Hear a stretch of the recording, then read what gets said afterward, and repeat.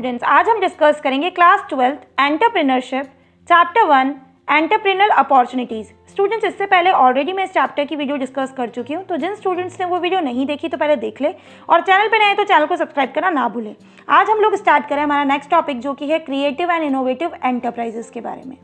आइए लुकआउट करते हैं students. In the competitive environment not only the individual but even the enterprise are required to be innovative. अब आजकल के ज़माने में क्योंकि हर चीज़ कंपटीशन पे डिपेंड करती है, तो इंडिविजुअल्स को क्या करना पड़ता है, एंटरप्राइजेस को समझना पड़ता है और इनोवेटिव बनना पड़ता है। Creativity can be design into enterprise by a few simple steps. Creativity को डिज़ाइन करना एंटरप्राइज के अंदर ये कुछ स्टेप्स है जिसके द्वारा किया जा सकता है। First one, having open challenge of communication and allowing contacts with outside world promotes creativity. एक तो ओपन चैनल होना चाहिए कम्युनिकेशन का, आपस में डिस्कशन होना चाहिए और अलाउ करना चाहिए जो भी कॉन्टैक्ट्स है आउटसाइड वर्ल्ड से, वो प्रमोट करते हैं क्रिएटिविटी को। Second, using teams for solving the problem is more likely to yield creative solution. Teams hire करना जिससे कि जो प्रॉब्लम है जो फेस कर रहे हैं उसको किस तरीके से सॉल्व किया जाए by creative solutions. Third one, decentralise organisation structure which with loosely defined positions and loose control are more creative. और एक डिसेंट्रलाइज अप्रोच का मतलब लोकल पीपल तक तह तक जाना उस बात की, और इस ऑर्गेनाइजेशनल स्ट्रक्चर को थोड़ा लूज करना ताकि जिसकी भी डिफाइंड पोजीशन है और कंट्रोल से ताकि उसको बहुत ज़्यादा क्रिएटिव बनाया जा सके।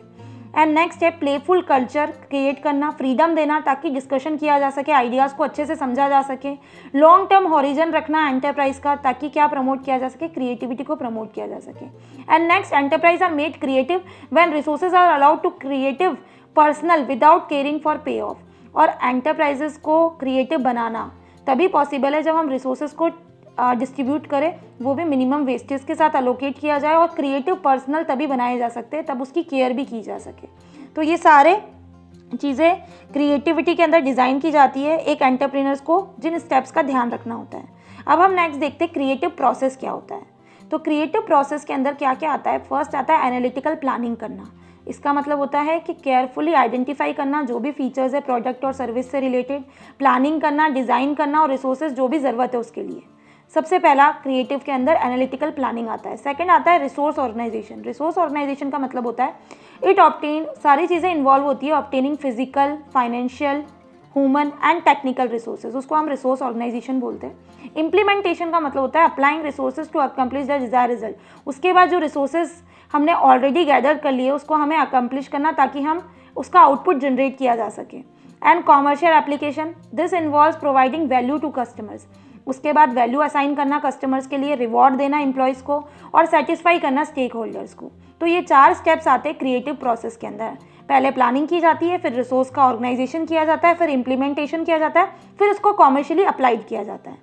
नाउ कम्स नेक्स्ट टॉपिक जो कि है सेलेक्टिंग द राइट अपॉर्चुनिटी। तो after analysing various factors and scanning the environment if opportunity is economically viable.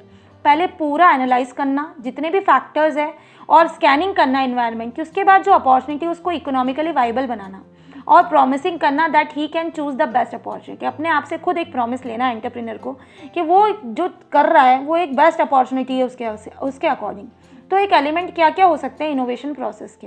तो इनोवेशन प्रोसेस के जो एलिमेंट्स है वो analytical planning, organising resources, implementation and commercial application, ये सारे एलिमेंट्स आपके इनोवेशन के प्रोसेस कहलाते हैं। और यहीं पर स्टूडेंट्स हमारा जो चैप्टर है वो कंप्लीट होता है ओवरऑल।